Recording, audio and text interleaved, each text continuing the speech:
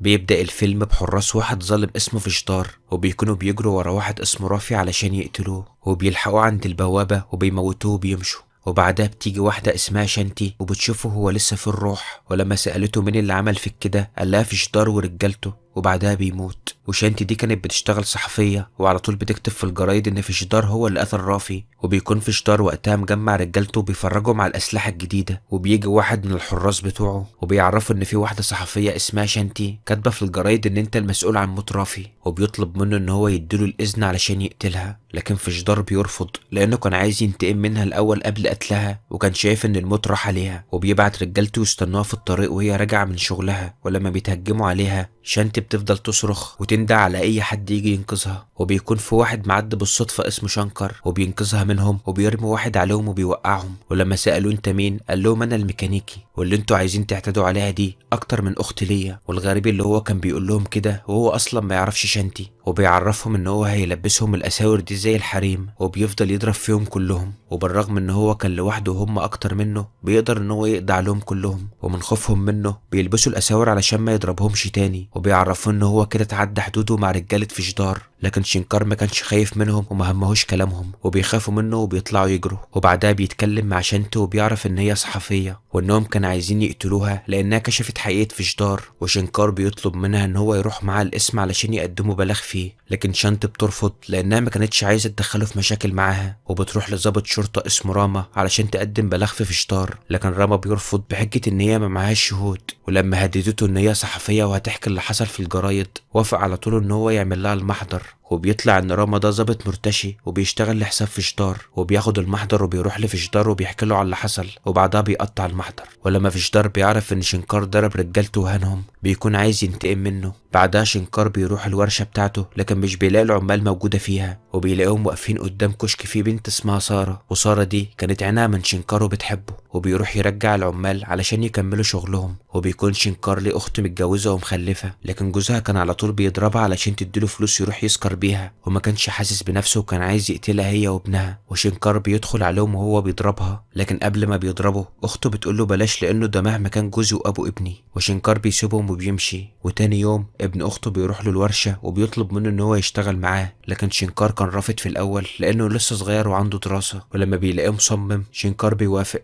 وبيعدي كام يوم وبيشوفه هو معاه حاجة، وبيفتكر ان هو اشترى حاجة حلوة من فلوس الشغل اللي بياخدها. ولما بيطلب منه يوريه معاه ايه ابن اخته بيرفض، وبتقع منه العلبة على الارض وبيطلع ان فيها ازازة خمرة. وطلع ان هو راح يشتغل معاه علشان يصرف على ابوه ويجيب له ازازة خمرة كل يوم بدل ما يشوف امه بتتضرب كل يوم قدام عينه. وشنكار بياخده وبيروح البيت وبيلاقيه برضه بيضرب اخته علشان تديله فلوس. وشنكار بيعرفه ان هو اب فاشل، وانه بدل ما يصرف على بيته وعياله ابنه ساب دراسته وراح هو اشتغل علشان يصرف عليه. وبيفضل يقول له كلام جارح يمكن يحس بالندم ويتوب، لحد ما فعلا بيحس بالذنب وبيكسر الازازة وبيوعده ان هو مش هيشرب تاني ابدا. بعدها واحد بيدخل بيت شانتي بالليل وبيحط لها مخدرات في الدولاب بتاعها، ولما شانتي بتسمع صوت غريب بتروح علشان تشوف في ايه، وبيتكعبل في الكرسي وهو بيجري وبتمسكه وبتفضل تضرب فيه وبيزقها وبيطلع يجري وبيقع منه الكارنيه بتاعه، لكن هي ما بتشوفوش. وبيطلع ان راما ضابط الشرطة المرتشي هو اللي بعته، وطبعا كل دي كانت اوامر من فشدار. بعدها بيجي مفتش شرطة جديد اسمه فكرام، بس فكرام ده كان ضابط عنده ضمير وبيحب شغله. وبيجيله بلاغ ان شانتي بتتاجر في المخدرات، وبيروح لها بيتها علشان يفتشه، وبيعرفها ان في بلاغ متقدم ضدها. وشانتي بتعرفه ان هي صحفية وما تقدرش ان هي تعمل اي حاجة غلط. وكانت صدمة ليها لما بيفتشوا وبيلاقوا مخدرات في الدولاب بتاعها، لكن قبل ما بيقبضوا عليها شانتي بتعرفه ان هي مظلومة، وان في واحد اسمه فشدار اكيد هو اللي عمل فيها كده. وحكيت له على الشخص اللي جالها البيت وهرب منها لما شافته، وقالت له اكيد هو اللي حط لي الحاجه دي في الدولاب بتاعي. وفكران بيحس ان هي فعلا مظلومه، وبيفتش المكان تاني وبيلاقي كارنيه واقع على الارض، وبيعرف ان هو بتاع واحد من الشرطة عندهم. ولما سأله عمل ليه كده الشرطي بينكر، وفكران بيتضايق وبيفضل يضرب فيه وبيطلع يجري منه، وبيكون رجالة فشدار مستنية بره وبيضربوا عليه نار وبيقتلوه. ولما فكران بيرجع لرام بيحكي له على اللي حصل، وبيعرف ان هو ما قبضش علشان لانه اتأكد انها بريئة، وان كل اللي حصل ده مؤامرة من فشدار، لان لقيت كارنيه في بيت شانتي يثبت ان هو بعت لها حد يحط لها المخدرات في الدولاب. ولما كشفت امره قتله قبل ما يتكلم. ورام بيقول له انت لازم تقبض على اللي قتله لان ده واحد من رجالتنا، لكن فكران مش بيعجبه كلامه وقال له الشرطي ده خاين وما ينفعش ان احنا نقول عليه راجل من رجالتنا، لكن برضه انا هدور على اللي قتله واقبض عليه. بعدها سارة اللي بتحب شنكار بيجي لها واحد وبيضحك عليها وبيفهمها ان هو هيخليها تمثل، وبتفرح وبيدي لها ميعاد وبتروح له، وهناك بتعرف ان هي اتضحك عليها وبتطلع تجري وبيطلعوا يجروا وراها، وفجأة بيجي شنكار وبينقذها منهم وبيفضل يضرب فيهم كلهم وبياخدها ويمشي، وبيقرب منها اكتر وبيعرف ان هي يتيمة وبتصعب عليه وبيوعدها ان هو هيخلي باله منها ويفضل جنبها على طول. بعدها واحدة اسمها منى بتروح لفشتار وبتطلب من رجالته انها تشتغل عنده سكرتيرة، وبتطلع ان منى دي تبقى اخت رافي اللي رجالة فشتار قتلوه، وانها كانت عايزة تقرب من فشتار علشان تنتقم منه. وبتشوف فشتار وهو مجمع كل التجار اللي هيبيع لهم الاسلحة وبيفضل يفرجهم عليها ويعرفهم مزايا كل سلاح فيهم، ومنى بتكون حاطة كاميرا في شنطتها وبتقدر ان هي تصوره، وبتفرح ان هي بقى معاها الدليل اللي فشتار هيدخل السجن بيه. لكن بيطلع ان كل ده فشتار على علم بيه، ولما بيرفعوا عليها سلاح بتقدر ان هي تاخد السلاح منهم، وبتعرف فشتار انها تسلم الفيلم اللي معاها للشرطة، وبكده هكون مبسوطة لان هكون خدت حق اخويا رافي اللي انت قتلته. لكن قبل ما بتمشي فشتار بيضربها بالنار وبتحاول ان هي تهرب وهي مصابة، وبتلاقي ورشة شنكار قدامها وبتدخل تستخبى فيها، وشنكار بيشوفها وبيروح لها وبيسألها مين اللي عمل فيكي كده، وبتديله الفيلم اللي معاها وبتطلب منه ان هو يسلمه للشرطة، وبتعرفه ان الفيلم ده الدليل على كل شغل في الشطار القذر اللي هيوديه الحبل المشنقة. وبعدها بتموت، وشنكار بيتصل بضابط شرطة رتبته كبيرة اسمه رسود وبيعرفه ان هو معاه صور تثبت ان فشتار مجرم، وبياخد منه ميعاد وبيروح له البيت وبيسلمه الفيلم. وكانت الصدمة ليه لما بيقطع الفيلم قدامه وبيرميه، وبيطلع ان رسود ده هو كمان ظابط مرتشي، وقبل ما بيضربه بيكون رامي عامل له كمين وبيقبض عليه وبيلفقوا له تهمة ان هو تاجر مخدرات، وبياخده على الاسم وبيفضل يضرب فيه بكل انتقام وغل علشان يمضي ان المخدرات دي بتاعته وان هو كمان اللي قتل منى. وشنكار بيقول انا عمري ما هعترف بحاجة انا ما عملتهاش، وبيوعده ان هو ينتقم منه هو ورسود، ورامي بيفضل مكمل ضرب فيه من غير اي رحمة. بعدها شانتي بتروح لفكرام علشان تعرفه ان شنكار بريء، لكن فكرام بيقول لها ان كل الادله اللي قدامي تثبت ان هو فعلا مجرم، وشانتي بتحاول تعرفه اللي بيدور حواليه وان كل الضباط اللي حواليه مرتشين وكلهم بيشتغلوا لحساب فشتار، وبتعرفه ان اول مره شنكار شافني فيها كان بيدافع على شرفي من غير حتى ما يعرفني، ومستحيل ان هو يكون ليه دخل بالتهم دي. وفكرام بيحس ان كلامها فعلا صح وبيوعدها ان هو هيدور على الحقيقه. بعدها راما بيروح لشنكار وبيقولوا انهم هيفرجوا عنه، وبيخرجوه فعلا بس مش من حبا فيه، لانهم كانوا مخرجينه علشان يقتلوه، لانهم شافوا ان قتله هيكون اسرع واسهل انه يتقدم للمحاكمه.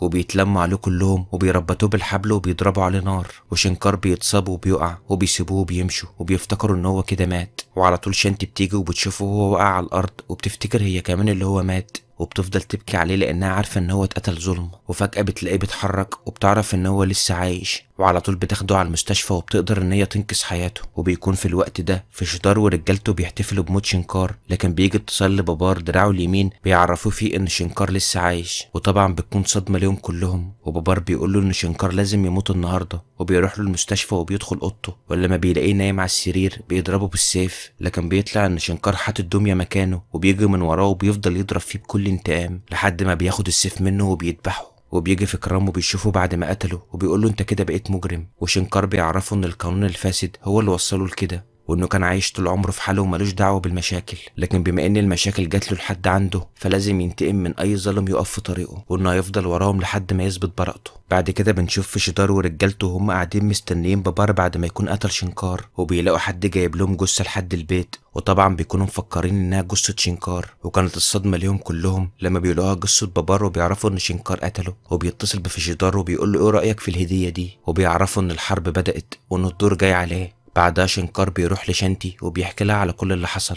وشانتي كانت خايفة عليه جدا لأنها فعلا كانت حاسة إن هو زي أخوها، لكن شنكار بيعرفها إن هو مش خايف منهم حتى لو هيموت ولازم ينتقم من فشتار وظلمه. وفجأة بيسمعوا صوت عربية الشرطة وشنكار بيطلع يجري، وبيكون فكرام جاي علشان يقبض عليه، لكن شنكار بيقدر إن هو يهرب منه، وبيدخل فكرام لشانتي وبيسألها كان بيعمل إيه هنا، وشانتي بتحاول تاني إن هي تدافع عنه وبتعرفه إن هو مظلوم وإنها هتفضل واقفة جنبه لحد ما تثبت براءته. وفكرام ما كانش قادر إن هو يأذيها لأنه حس إن هو بيحبها، وشانتي بتطلب منه إن هو ما يصعبش الأمر عليها لأنها مش هتقدر تضحي بحد فيهم هما الاتنين. وفكرام بيفرح لأنه بيكون عارف إن هي كمان بتحبه.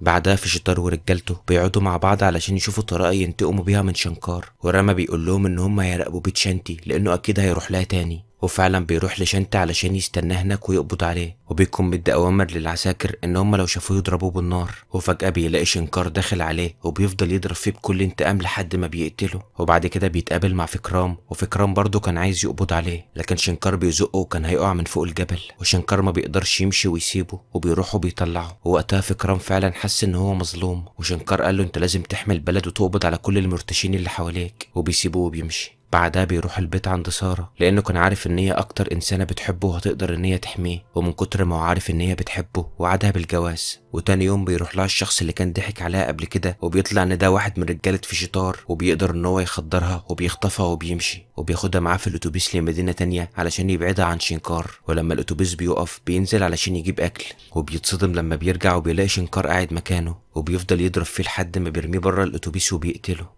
بعدها شنكار بياخد سارة لبيت اخته، ورجالة فيجيتار بيعرفوا ان شنكار له اخت، وبيروحوا لها البيت وبيسألوها عن شنكار، وطبعا هي وجوزها بينكروا ان هم يعرفوا فين مكانه، وبكل دم بارد بيذبحهم هما الاتنين من غير اي رحمة. ولما ابنهم بيشوف المنظر ده بيخاف وبيطلع يجري، وبيطلعوا يجروا وراه علشان يقتلوه. ولما بيعرفوا هو استخبى فين بيفجروا المكان وبيمشوا. وبعدها بيجي شنكار وبيشوف ابن اخته بعد ما اتحرق ومات، وما كانش شايف اي حاجة قدامه غير الانتقام. وبعدها بيتصل بكلفان اللي قتل اخته وابنها، وبيهدده وبيوعده ان موته هيكون على ايده. وكلفان بيكون مرعوب وبيتصل برسود وبيحكي له على اللي حصل، وبيطلب منه ان هو يحميه ويزود الحراسة حواليه. ورسود بيدخله المستشفى لانه كان شايف ان المكان ده امن مكان يخبي فيه، وبيزود حواليه الحراسة علشان شنكار ما يقدرش يقتله. بس الشنكار كان مجهز الخطة اللي هيقدر يوصل له ويقتله بيها، وبيفجر قنبلة قدام المستشفى، وكل العساكر بتجري علشان تشوف في ايه. ولما كلفان بيفتح الباب بيلاقي شنكار واقف قدامه، وبيضربه وبيوقعه على الارض وبيشده من رجله. وبيطلع ان كلفان ده شخصية مشهورة وان كان مقدم نفسه في الانتخابات، وبيفضل شده وراه لحد ما بيوصل بيه لباب المستشفى، وشنكار بيطلع سلاحه وبيقتله.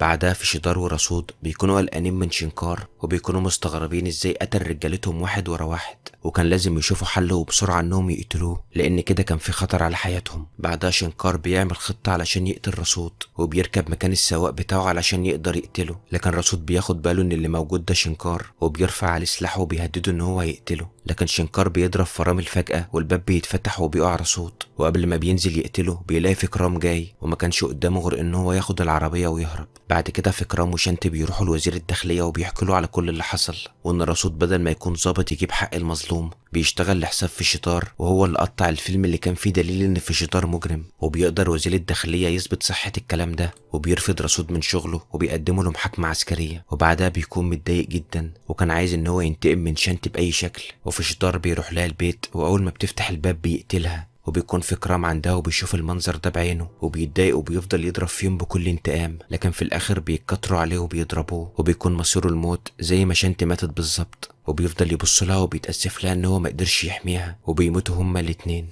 بعدها بيجي شنكار وبيتصدم لما بيشوفهم مقتولين، وبيعرف ان فيجيتار هو اللي عمل كده، وطبعا انتقامه بيزيد لاكتر. بعدها رسود وفيجيتار بيكونوا محاصرين كل الاماكن اللي شنكار ممكن يروحها، لكن شنكار بيكون عامل حسابه ومجهز نفسه، وبيجي بعربية وبيفضل يقتل فيهم كلهم. ولما رسود وفيجيتار بيحسوا ان نهايتهم قربت بيجروا يستخبوا في المخزن، وبيضربوا عليه نار وبيقدروا ان هم يمسكوه. وقبل ما بيقتلوه بتيجي سارة وبتحدف عليه جيركن والسلاح بيقع منه، وشنكار بيقدر ان هو يوقعهم على الارض وبيفضل يضرب فيهم، وبيفضل يفتكر كل اللي حصل له وكل الناس اللي ماتت من غير اي ذنب، وبيفضل مكمل ضرب فيهم بكل انتقام. وبيحط قنبلة في بق رسود وبيضربه وبيبعدوا عنه، وبعدها القنبلة بتنفجر وبيموت رسود وبياخد جزاء كل اللي عمله في حياته. وفيجيتار بيقدر ان هو ياخد سارة وكان عايز يهرب بيها، لكن شنكار بيلحقه قبل ما بيهرب، وبيفضل يضرب فيه لحد ما بيلاقي سهم قدامه وبيقتله بيه، وبكده يكون مات اخر ظالم فيهم. وقدر شنكار ان هو ينتقم لكل اللي ماتوا من غير اي ذنب. وبعد ما الشرطة بتقبض على شنكار بتقدر بالتحريات تثبت ان هو كان بريء، وان كل اللي عمله ده كان بيدافع بيه عن نفسه، وبيفرجوا عنه وبيطلع منها براءة وبيتجوز سارة، وبيخلص الفيلم على كده.